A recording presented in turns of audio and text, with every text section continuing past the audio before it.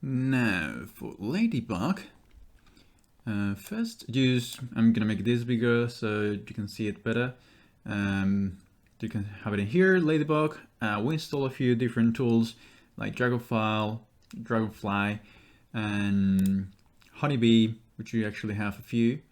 Honeybee Radiance, Honeybee Standard, and Honeybee Energy, which these are a lot more components, different tools, which with more specific task in mind. For this tutorial, I'm only going to focus in this Ladybug panel. And when you make it smaller, just keep in mind that it's going to shorten the name. Just use the first letters, Ladybug. And I'm just going to make it so it gets on the side. And to start with, just bear in mind that Ladybug has a lot of tools. There's a lot of things to learn about what you can do for Ladybug, and there's not enough time for one tutorial. But you can always go to the web page, Ladybug tools, and plenty of information there. You can get a few examples as well. You just scroll until you get to Ladybug. You can do the same for all the different tools, and just keep scrolling. It will give you a little bit more data of what you can do with this panel in specific for Ladybug, and also some of the examples of possible things to do. So I really recommend you to go into this page and check a few of those examples. Okay, now going back into Grasshopper, like I say, I'm going to show you some of the basics and a few of the main components that you're going to need always. So you can start experimenting with the software, with the tools. So the first one that you're going to need is in here, import. It's actually quite well laid out for you to start with. So go to the left. You're going to need the first two components. So you're just going to drop those. Then I'm going to drop this one, which is by the name LB EPW map and LB download weather. So the LB EPW map is going to let you go into a web page that has a lot of information for the weather data. So the weather data, a lot of things to learn about that. You can also do some research into it. Recommend you to understand better what those EPW files are for. But to make it easy for Ladybug to learn, they have this map that lets you go directly into a web page to download the information. To use it, you just after you drop the LBPW map component right here, the second one, you're gonna need Boolean or, as you can see in here, is set to true to open the EPW map in the supported browser. Yeah, it's asking you for bool, type in Boolean. So it's just true or false. You can use the Boolean component, Boolean toggle, and this is really handy to have actually every now and then. That is just by double clicking the square is gonna switch between true and false. But I actually like to use this button, and what it does is that temporarily, or better, when you press the button, it's going to be set to true. When you release the button, it's going to be false. So I'm going to connect that button in there. I'm going to clean this up. Lid. And when you press the button, then after you connected it to the component for the EPW map, you click that button and it will take you to the web page. And in here, as you can see, you have the whole wall layout in this web page, and you can go anywhere in the world. And what it does is taking information from weather stations around the world. We're just going to go to Perth. And I normally like to go into the airport. They normally have a really good register of all the information. That's also why you normally find more information points into near to the airport. I'm going to pick this one, and then you have two options: download for from the original web page, or here it might be a little bit hard to see in the recording, but it says copy to clipboard. And I'm just gonna click that one. You just need the link. So copy link to clipboard. You go back into Grasshopper, you create a panel. Go here into panel. Seems it got stuck. Close this web page really quickly. Let's close that one. Seems it's not working. Let's close this up. Try again. I'm just gonna open the file from 0. Open it up. Grasshopper.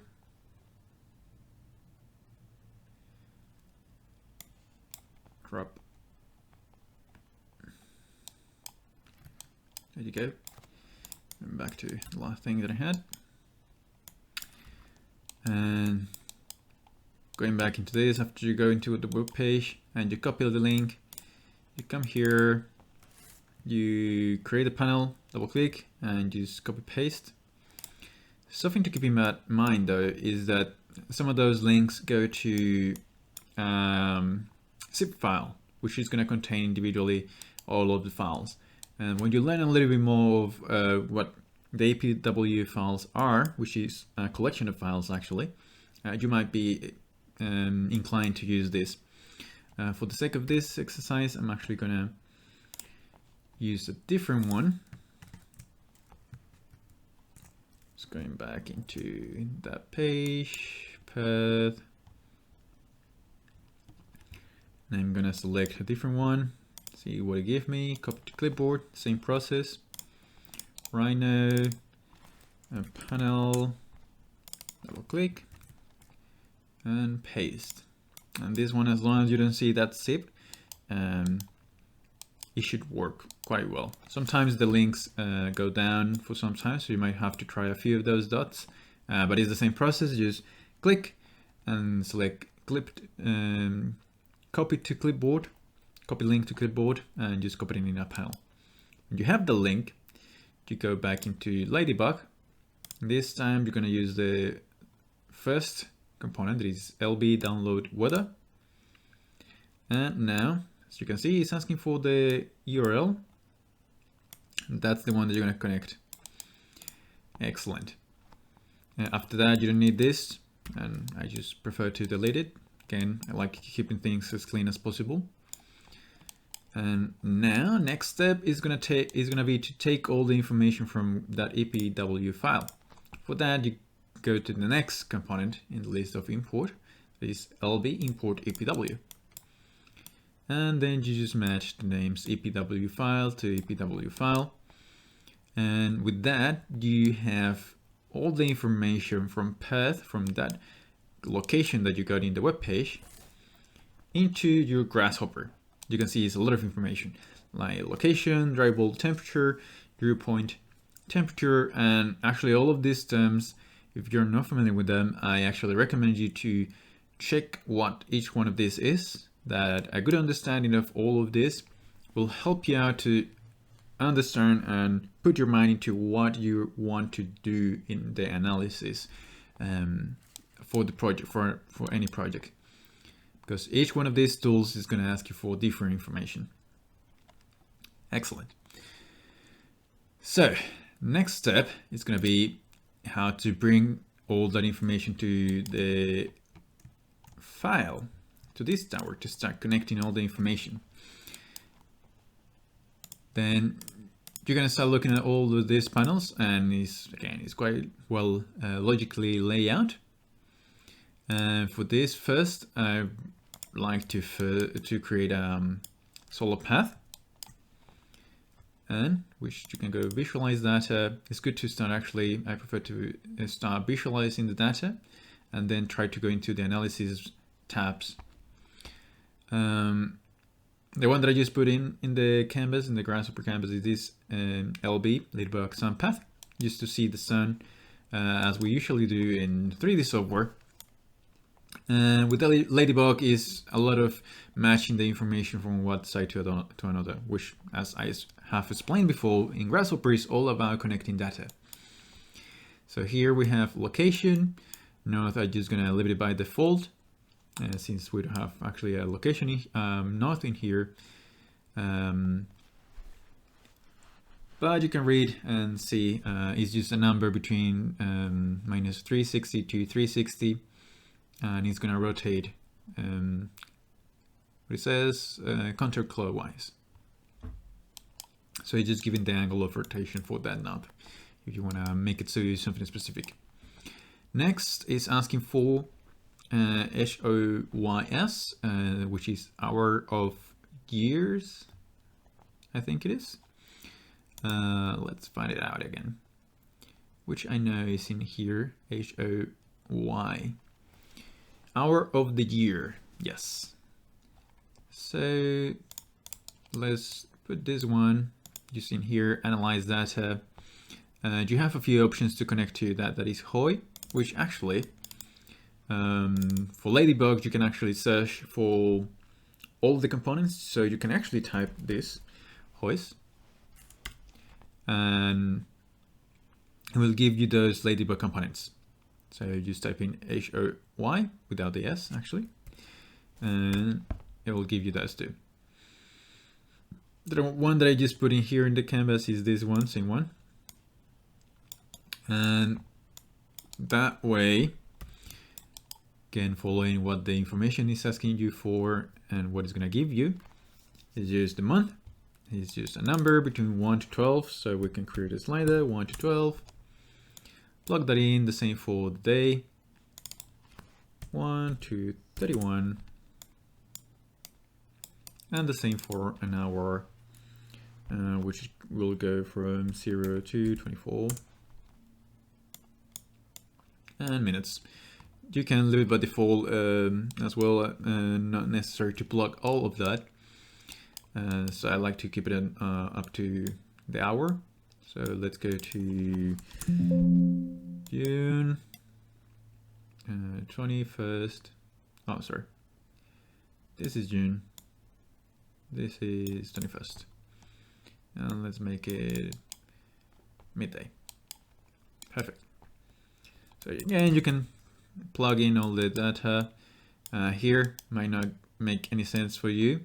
So this might be not the best case to use the components, but just make sure that you're connecting the correct names.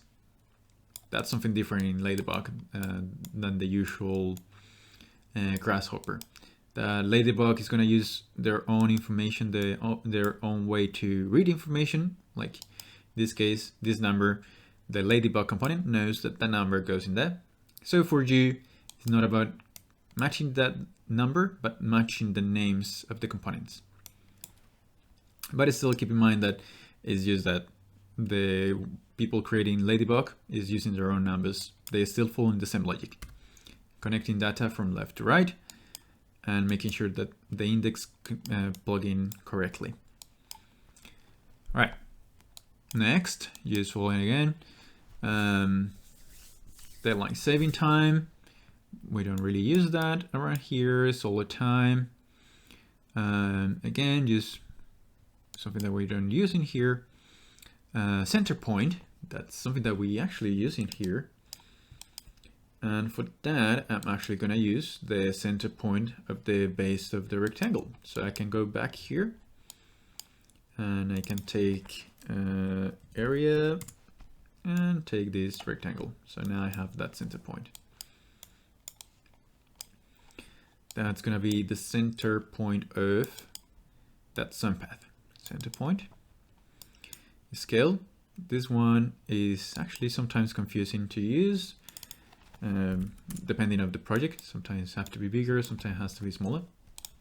Let's see if that's, yep, that's too big. So get really small. Zoom. Still huge. So I will have to go into 0.01. Oop. 0.0121. There you go. That's a better size. Click there, click outside, zoom. Perfect. Now you have the sound path, something that we're more used to deal with in 3D software. And now you can keep going into a few of these components. Some of those are not necessary, but it's good that you actually don't stop just because you can see it. It seems it's working. Don't stop. Just keep reading and see what else it's asking for. Maybe it's something that it will help you to do more specific things. But I know for now I'm not gonna use this. I'm gonna leave it in there. But now, actually, something extra that I like to do for this is that you can see this little X, that is the point where this hour is. So you can see when I change the hour, it's changing actually as it usually does, depending on the date. Let's move it here so you can see it. But looking at that X is not that easy. So what I'd like to do, and again, just go back into each one of those inputs and outputs and hover over the names and read slowly what the information that is giving you is, so you get a better understanding of what you're dealing with. Just for you to know, the report is actually empty.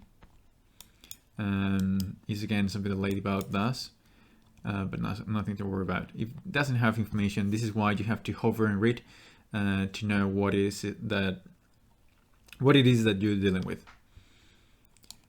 And again, just this is more things that you might have heard, but you're not really familiar with it. But still, I recommend you to go read online a little bit more of information what azimuth, altitude, and all of this is. All of these weird names that you encounter, so you get a better idea of what you are dealing with, what information you're using. But yeah, going back into that dot, it's a little bit hard to see, so what I like to do is, because I know it's a dot and I can create a sphere from a dot, just bring the sphere, and the one that I want is the sun point, and just connect that here. And I'm gonna give it a radius, so let's see if one is might be too small. Let's make it 100. 100. There you go. Maybe even better, bigger. Let's make it 300 as maximum. Bigger. That's good. So I make it, let's see how, 150. Yeah, I like how it looks. For this component, because I'm not going to change that number, I just go here, internalize data, and it will put that 150 inside this. So if I hover that now, by default it's 150. Cool. Now if I move this HOY component numbers, you will be able to see how that is moving, which is the usual thing that you can find in software like Revit quite easily. But in here now you have all of these extra information vectors. It's actually going to be the vector line, a line between the point, the sun point, which is this sphere, and the center of the geometry of the point that you gave it to the component, which was here before, which it was the base of that rectangle. So it's always going to give you that vector, and you can actually visualize vectors. Just coming here to display a vector. This is going to be the anchor, this is going to be the vector. The anchor, I'm going to give it the sun point. And actually going to need to use a component that is called amplitude, which is going to take any vector and multiply the distance that it has. So I'm going to take that vector here, You can see here again, every time that you see an arrow, it's easy to think that it's going to be a vector, and that black and white arrow. And then the amplitude is just, I'm just going to multiply this by, let's make it super big, might be too much. Now we connect this, it's actually quite well. And as you can see, it's going right into that point. Let's exaggerate this, 5,000, and there you go. That's what the vectors is in here, which is a combination of the altitude and azimuth to find that vector. That's how it works. But you can use this individually as well. Altitude and azimuth is the horizontal vertical angles of the sun, and that's how it finds the position. That sometimes it comes really handy to have this information for really complex analysis. Now I'm gonna keep this just for you to visualize what the component, the SunPath component, is doing, because something really interesting that you can do is here we're using 1 day at a time, but you can actually have the option to plug multiple months, and you can do it as we've done before, creating a list of numbers. So let's say I want to have January 1, June and December as the month. And now if I plug that in, that's what you get. Let's make all of those 21st, and that was just where it goes. So now you have January, December, and June right at the end. And you can add as many numbers as you want, as long as definitely between the month numbers 1 to 12. And then you're gonna have all the vectors, all the information of the sun hitting the building and those dates. Now you can start adding as well different days. Let's say you want the start of the month, the start of the month. So let's say I need to do a panel first. The first, something in the middle. Let's actually make it 21 and 30.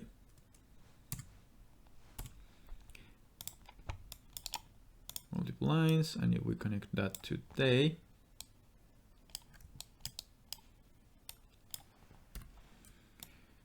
just that you have more data, and you can keep adding things over and over.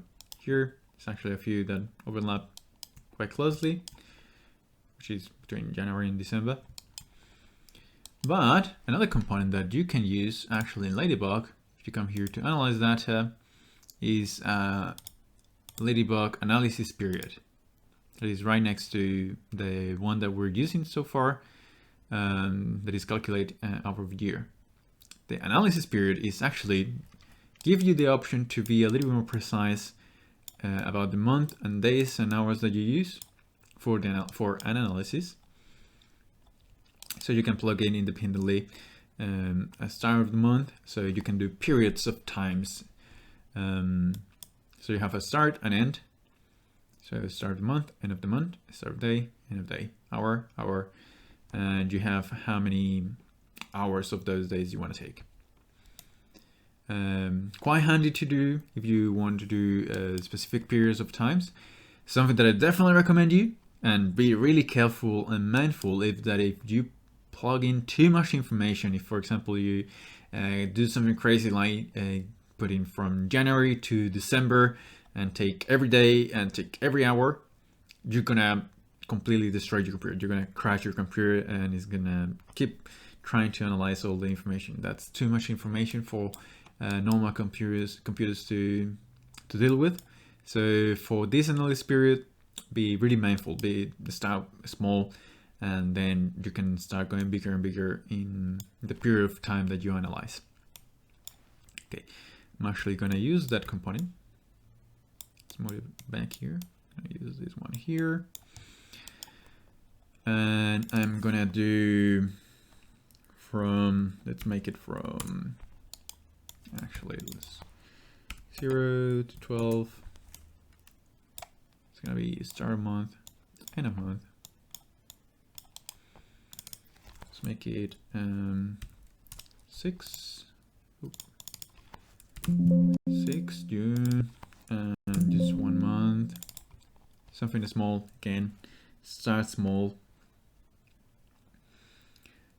Start of the day, 21st to, let's actually make it 21st to the 21st. And for the hours, I'm gonna take actually from 8 AM to 5 PM.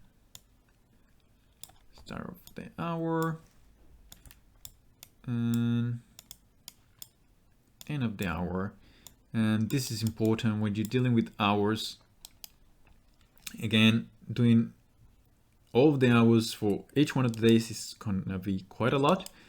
So that's why they have the time step in here. So between 8 and 5 is, let's actually take every, let's make it small, every 5 hours. Actually make it 4. 4.5 will be in the middle. And if you connect a panel in period, it's actually give a good understanding of what you're taking. So we're going from June 21st to July 21st between 8 and 5. It takes these 24 hours numbers. So something to keep in mind, no AM or PM. So 17, and it taking at 4 hours. And here again, HOIS, HO-wise to HO-wise. I have to give you some time to run that analysis.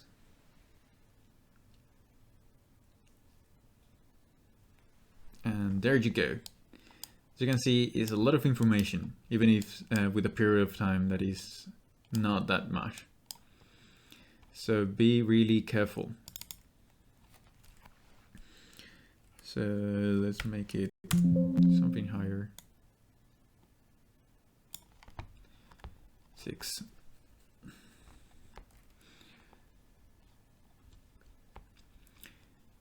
And this period of time for analysis is the one that you need to start doing some of the analysis options that you have here in analysis geometry. Just keep in mind, the more, the bigger the period of time, the more information that you're gonna have, so the more precise the results are gonna be. And then it comes to the capacity of the computer to analyze all of that information.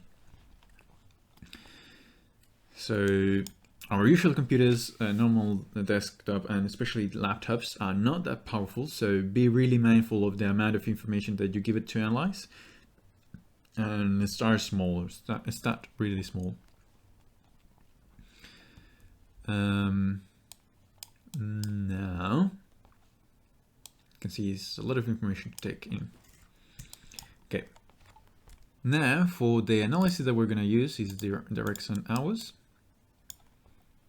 which is here, analysis, analyze geometry.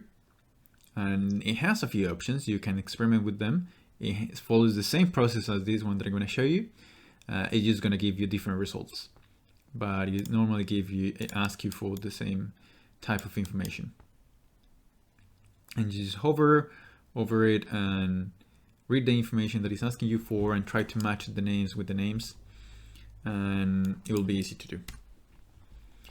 Okay, so here it's going to be asking for some vectors from the LB sound path. So plug in the vectors. Time step, a positive integer for the number of time step per hour at which the Ladybug sound path component generates some vectors. This is correctly interpreted the time duration represented by each of the input sum vectors. So 1 for 1 vector per hour. Let's make it something. How many vectors do we have? We have yeah, a lot of them. 1,700 vectors. So you can see it's a lot of information that you can get from a short period of time. So I'm actually going to leave it by default, one per for one vector per hour. So just going to create 1,700 full steps. The geometry that I want to analyze, you can read all the information to have a better understanding, but it's just to keep in mind the geometry that I want to present the information to, which is going to be these blocks, which are the rotating building that we created before. Now, context is simply extra geometry that you can have on the surroundings. And actually, for this analysis, sometimes like to create a basic rectangle as a base. I'm just creating a surface. I'm going to import that into Grasshopper using actually use a surface component. Set one surface. Now I'm going to use that as the context. So the difference is that it's not going to be as precise in the analysis as it is with the geometry. Geometry is going to be the main surfaces that you want to analyze, and the context is the surroundings, so it doesn't take too much time trying to analyze that. And I'm going to internalize that data, so I can delete it from Rhino. Give it that as a context. Grid size, this is an important one because it's going to be the resolution of the analysis that the component is going to do.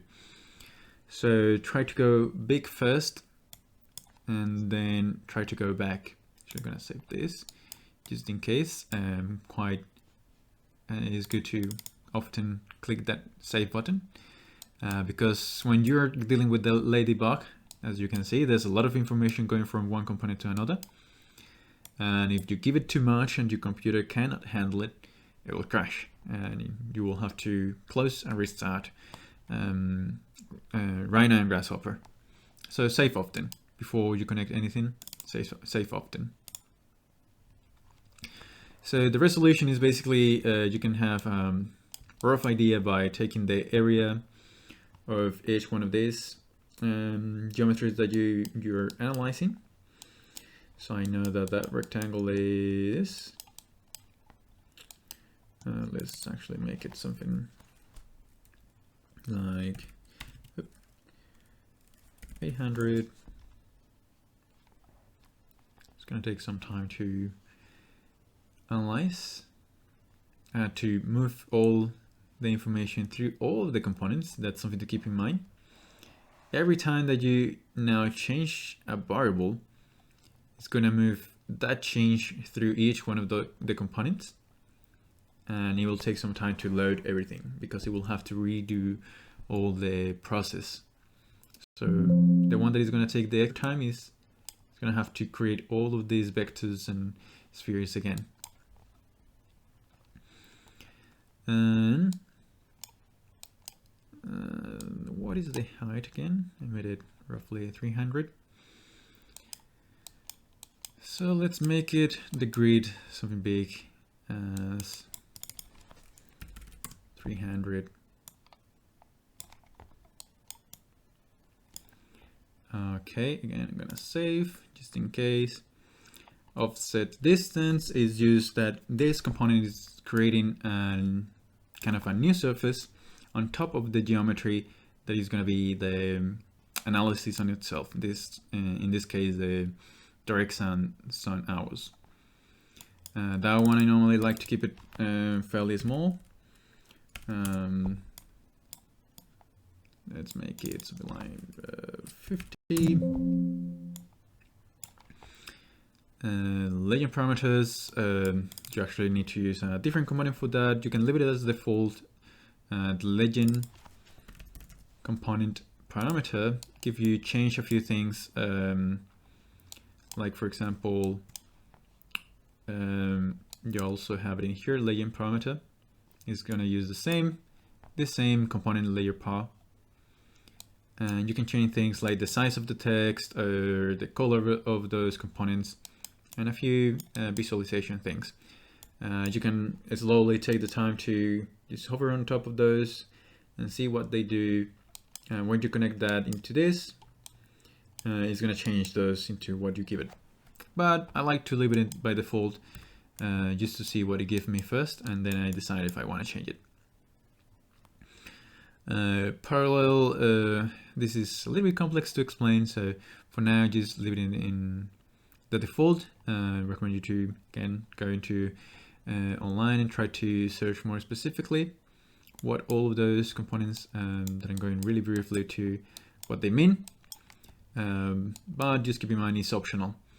Finally, you need to give this one run option, change it into true or false. Oh, that's another one.